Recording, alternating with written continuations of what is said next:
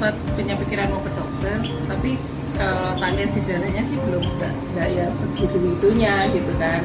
Nah, kita kasih obat pilek biasa, terus habis itu kemarin tak cobain plus 2 botol, ternyata tadi pagi ini kok udah nggak pilek dia. Hidup sehat bersama Q Plus.